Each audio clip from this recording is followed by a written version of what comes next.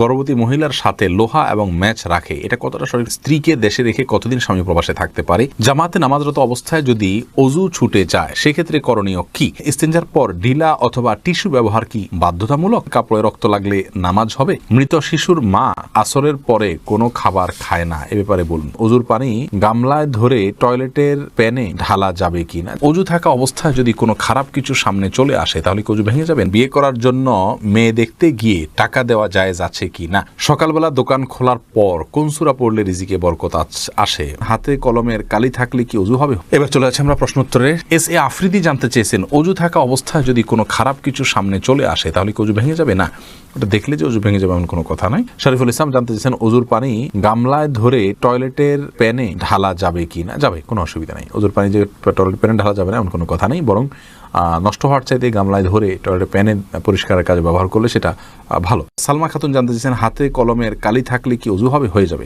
কলমের কালি এটা আমাদের শরীরের উপর আলাদা প্রলেপ তৈরি করে না যে যার ফলে অজু হবে না। তবে এরকম বিশেষ কোনো কলম যদি থাকে যে কলম আলাদা আস্তর তৈরি হয়, খোঁচালে উঠা যায়, চামড়ার উপর আলাদা বসে যায়, তাহলে সেক্ষেত্রে সেটা অবশ্যই দূর করতে হবে। এরপরে বেলাল হোসেন জানতে চেয়েছেন, বিয়ে করার জন্য মেয়ে দেখতে গিয়ে টাকা দেওয়া জায়েজ আছে কি না? দিতে পারেন হাদিয়া হিসাবে, কোনো অসুবিধা নেই। সাইফুল শরীফ আপনি জানতে চেয়েছেন, বিয়ের পর কাবিনের টাকা কমানো যাবে কি না? দেখুন, বিয়ের পরে কাবিনের যে টাকা সেটা যদি স্ত্রী কমিয়ে দিতে চান স্বেচ্ছায়, তিনি যদি কম নেন সেটা তার জন্য জায়েজ আছে। আল্লাহ বলেছেন তিনি যদি কিছু ছাড় দেন ফাকুলু হানিয়াম মারিয়া, তাহলে সেক্ষেত্রে তোমরা সেটা খেতে পারো, ভক্ষণ করতে পারো, ভোগ করতে পারো। আর যদি তাকে প্রেশার দিয়ে বা সিস্টেমে ফেলে এটা করা হয় তাহলে সেটা জায়েজ নাই। আর উভয় পক্ষ মানে একে অন্যের সাথে বোঝাপড়া করে কমানো, এটাও জায়েজ নাই। এটা মেয়ের অধিকার।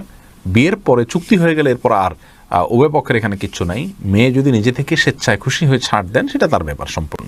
আবু হাইল আপনি জানতে চেয়েছেন, সকালবেলা দোকান খোলার পর কোন সূরা পড়লে রিজিকে বরকত আসে, বলবেন কি? আসলে ভাই, এরকম কোনো বিশেষ কোনো সূরা নাই যে সূরাটা পাঠ করলে রিজিকে বিশেষ বরকত আসে, বরং বিসমিল্লাহ বলে যে কোনো কাজ শুরু করলে সেখানে আল্লাহ বরকত দান করেন। আল্লাহর নাম নিয়ে শুরু করলে, জিকিরের সাথে শুরু করলে এবং হালাল উপায়ে সে কাজটা সমাধান করলে ইনশাআল্লাহ তাআলা বারাকা দান করবেন। বিল্লাল আহমেদ সুমন আপনি জানতে চেয়েছেন, ফরজ সালাত একা পড়লে কি একামত দেওয়া লাগবে এবং কেরাত কি জোরে জোরে পড়া লাগবে? দেখুন ভাই বিলাল, ফরজ সালাত যদি একাও পড়েন সেক্ষেত্রেও আপনি আশপাশে কেউ আপনার একামত শুনে আপনার সাথে যোগ দিতে পারে, সে আশা থেকে একামত পড়ে, একামত দিয়ে তারপরে রুকু সিজদার তাসবিহগুলো, এই তাকবীরগুলো একটু উচ্চস্বরে পড়বেন জামাতের নিয়তে, যে আপনার সাথে কেউ যেন যোগ দেয় শুনে এসে।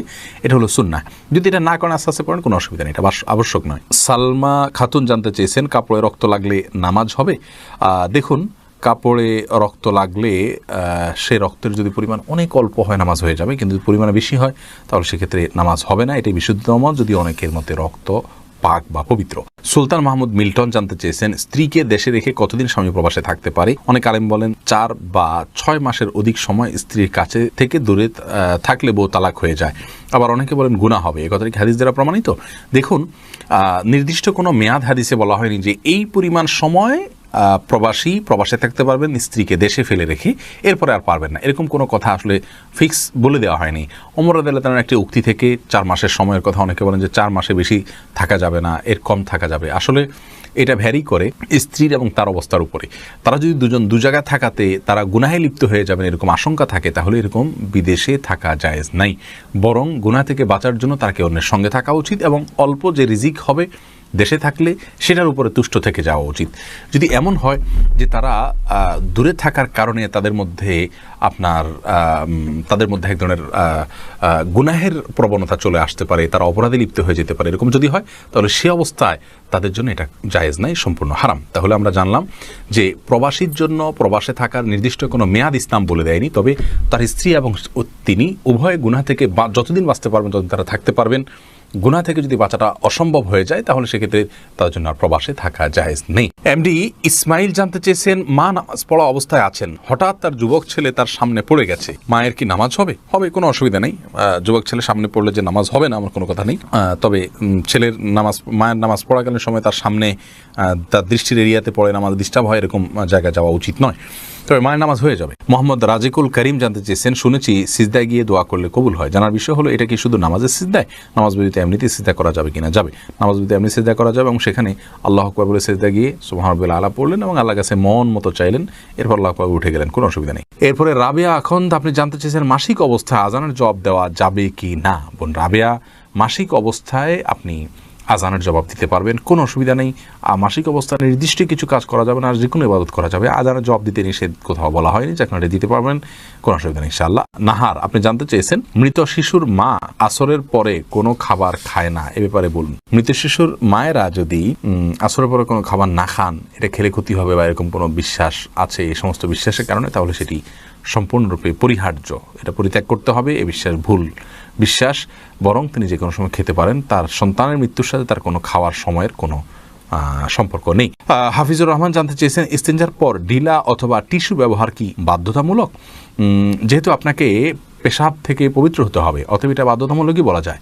আপনি যদি কোনোভাবে কোনো কিছুতে আপনি এটা না মুছছেন অথবা না ধোন, তাহলে সেক্ষেত্রে পাক হওয়াতে কোনো রাস্তা থাকলো না, আপনার কাপড় জোড়া না পাক হয়ে যাবে, যার কারণে এটাকে আমরা বাধ্যতামূলকই বলতে পারি। মুশফি আপনি জানতে চেয়েছেন জামাতে নামাজরত অবস্থায় যদি অজু ছুটে যায় সেক্ষেত্রে করণীয় কি?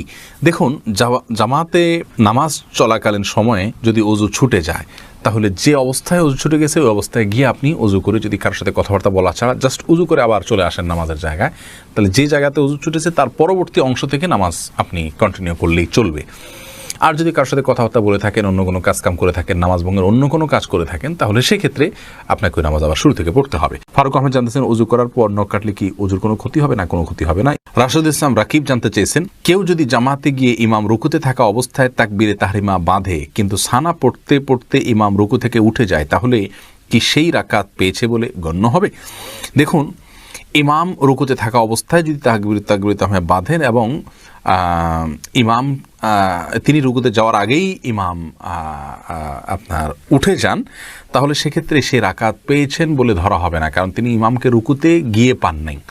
মান আদরাকার রুকু ফাকাদ আদরাকার রাকাতা, যে ব্যক্তি রুকু পেল সে রাকাত পেল। হাদিসের দ্বারা উদ্দেশ্য হলো যে ব্যক্তি রুকুতে গেল, যে রাসূল ইমামকে সে রুকুতে পেল, সে রাকাত পেল। কিন্তু এটুকু যদি না হয়, তাহলে সেক্ষেত্রে তিনি রাকাত পেয়েছেন বলে গণ্য করা হবে না। রোনা আহমেদ জানতে চেয়েছেন গর্ভবতী মহিলার সাথে লোহা এবং ম্যাচ রাখে, এটা কতটা সঠিক? সম্পূর্ণ ভুয়া এবং এটা কুসংস্কারাচ্ছন্ন বিষয়। বোন রোনা, গর্ভবতী মহিলার সাথে লোহা ম্যাচ রাখা যাবে না, এগুলোর কোনো লাভ ক্ষতি করার কোনো অধিকার নাই। এটা এক ধরনের শিরক, ছোট শিরক বলা যেতে পারে।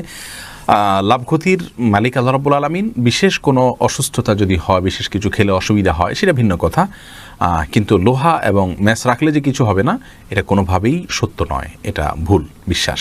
নীরব আপনি জানতে চেয়েছেন সন্তানের যে কোনো ধরনের গুনাহের ভাগিদার কি মৃত বাবা মা হবেন যদি জীবিতকালে সঠিক দীক্ষা দিয়ে থাকেন? না, জীবিতকালে যদি তারা সঠিক দীক্ষা দিয়ে থাকেন, সাবধান করে থাকেন, এরপরে যে সন্তান করে, অবশ্যই তার দায়ভার বাবা মা বহন করবেন না। আল্লাহ বলেছেন ওয়ালা তাজিরু আল্লাহ তাজিরু ওয়াজিরাতুন উইজরা উখরা, আর কোনো ব্যক্তি অন্য কারোর পাপের বোঝা বহন করতে হবে না, বরং লাইসারিল ইনসান ইল্লা মা সা, সে যতটুকু করবে ততটুকু সে পাবে। যার কারণে সন্তানেরটা তিনি পাবেন না, যারটা সে পাবে। তবে তিনি যদি কথার কথা সন্তানকে অন্যায় কাজে প্ররোচিত করে যেয়ে থাকেন, সন্তানকে অন্যায় কাজ করার জন্য নির্দেশ দিয়ে থাকেন, শিক্ষা দিয়ে থাকেন, তাহলে সেক্ষেত্রে অবশ্যই সেই দায়ভার তাকে বহন করতে হবে।